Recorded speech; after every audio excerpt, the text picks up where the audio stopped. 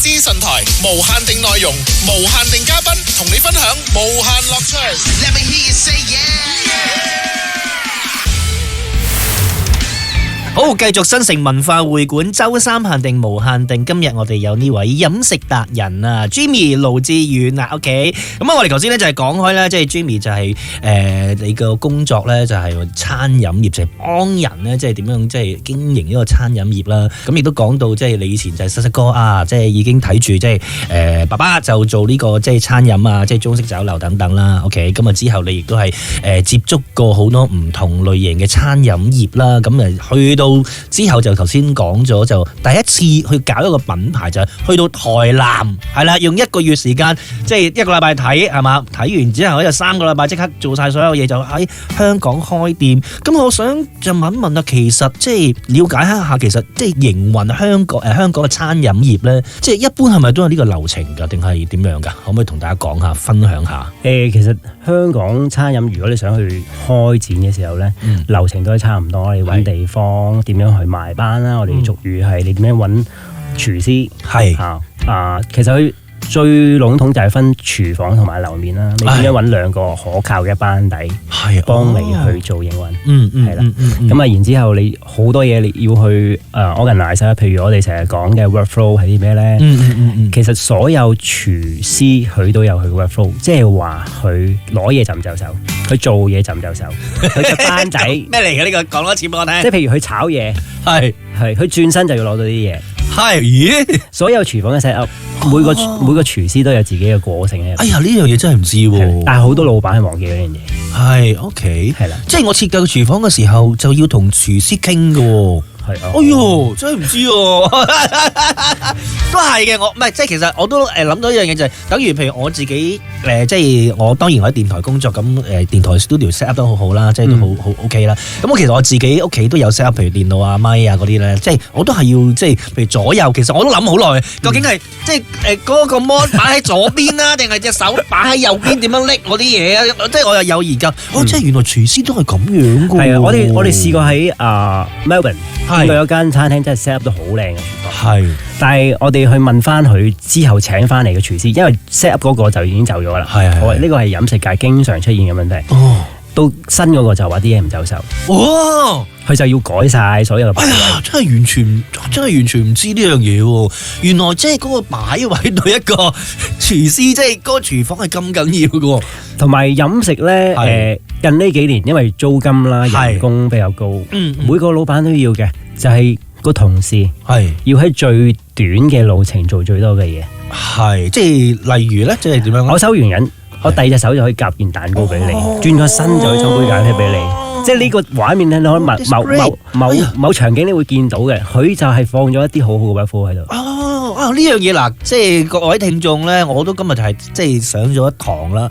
大家亦都可以即係去，譬如食嘢嘅時候都留意下先啊！呢樣嘢因為我都其實咧我自己本身即係我都中意食嘢，咁我都中意去唔同餐廳，我都好我就留意佢 decoration， 我冇留意佢哋嗰個工作你個 workflow 呢樣嘢，我真係冇留意呢樣嘢都要睇下喎。今次 OK，and then 好啦，咁啊講開咁，頭先就營運餐飲業啦，就由廚師開始去到 workflow，and then 仲有啲咩需要做嘅咧？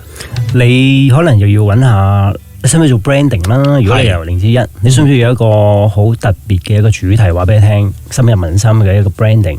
係啦，咁可能你就要揾相應嘅品牌 designer 啦。係。你嘅跟住去到你嘅裝修，係啦，裝修就再去關乎於你用咩物料去做你鋪頭。其實好多竅門喺一邊，係啦，咁你要揾啱嘅人啦。譬如我哋通常咧會俾一啲老闆去揀嘅選擇，就唔係話Jimmy 呢個同我 friend 我就俾佢，呢個係唔可行啊。因為好多有實力，有可能我咁啱介紹呢樣嘢俾呢個老闆，佢覺得唔啱，未必佢嗰樣嘢，明白你嗰個老闆度唔啱。OK，我又想知道一樣嘢咧，即係話即係當然飲食業又係有即係你哋行內好多即係嘅師傅啊，或者可能廚師啊，或者係即係一班人嗰個 group， 係咪？我想知係咪其實都好多係認識，或者可能你 Jimmy， 因為你本身已經做過好多唔同行業，咁所以其實你有一紮即係一大堆嗰個即係嗰個 connection 喺晒度，即係任何嘅廚師你都可以揾到。我而家突然間我想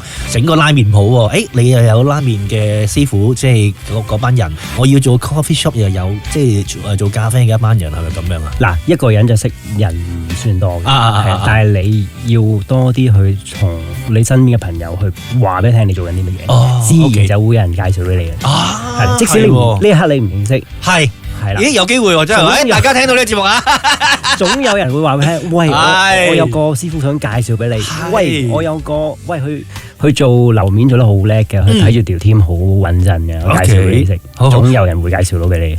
我又想知道，即係簡單啲嚟講，就係話，如果譬如我哋一般譬如即係當然唔係話即係即刻可以入行，即係好細個嗰啲啦。譬如可能我哋即係到呢啲中年人啊，突然間想轉一轉嗰個行道嘅時候，譬如我想入呢個即係飲食業啊，或者即係餐飲業啊，係咪一定要由學師開始，或者係點樣可以做到咧？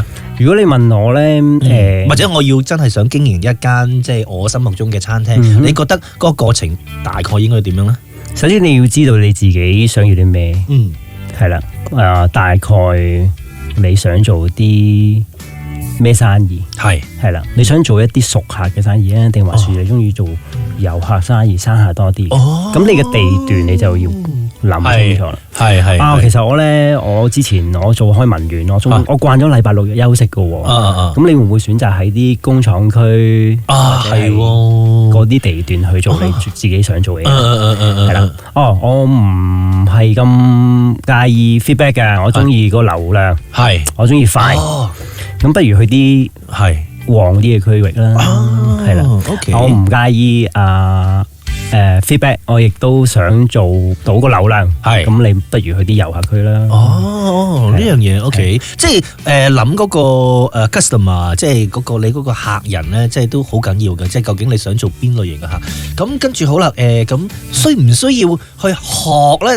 即係當然啦，我哋一定有廚師啦。咁但係有時就我有陣時唔知廚師究竟即係煮得好唔好，或者點樣樣啊？即係會唔會自己都需要有進修下，即係嗰方面，咁會對你經營嗰個餐飲業有即係好處咧？其實某程度上你真係要熟悉嗰個流程，你要知道佢哋嘅營運，因為營運裏面有好多細微嘅嘢，可能係廚師嘅難處。我哋做餐飲企劃solution 係經常會見到老闆同廚師或者佢同佢嘅 team 樓面係有啲 argue，係關於成日都聽到你唔明我唔明你，係啦，但係老闆要多啲去跳入佢哋個角色裏面，知道佢嘅難處係乜嘢。某程度上，佢應該要去落埋去 experience。呢個係真嘅。OK。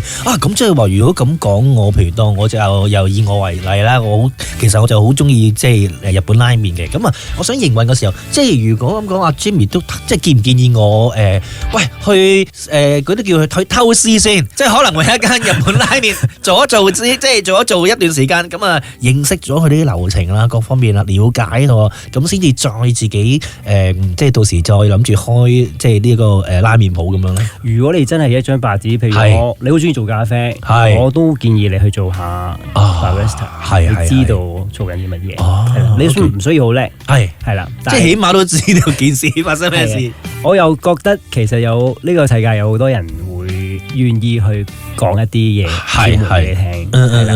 咁試過有客人係開咗15年嘅 business，都唔夠膽開分店，就因為竅門太多，而佢裏面有經驗嘅唔肯放啲料出嚟，而個老闆有乜嘢都唔知，即係呢樣嘢就叫商業秘密啦。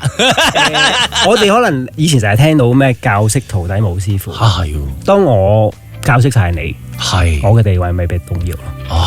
係啦，所以我哋嘅業務其中一個就係幫老闆們將佢哋嘅 recipe 白紙黑字寫 SOP，整成一份流程，係令到佢下一個班底，即使難聽啲總有成日經過發生，就係個廚師走咗，係呢樣嘢經常聽到，咁咪所有嘢唔知擺邊添嘛。但係 SOP 好緊要嘅就係你唔好話俾下一個廚師用。你如果你需要發展啦，開分店但去經營 franchise 呢一行咧，每一個對你有嗰份生意有興趣嘅人都想睇你份嘢有冇咁有冇一個系統係俾佢可以拎去第二度？即係清清楚楚一目了然啦，成件事係啦，轉頭繼續啊！好。新城資訊台，無限定內容，無限定嘉賓，同你分享無限樂趣。Let me hear you say yeah.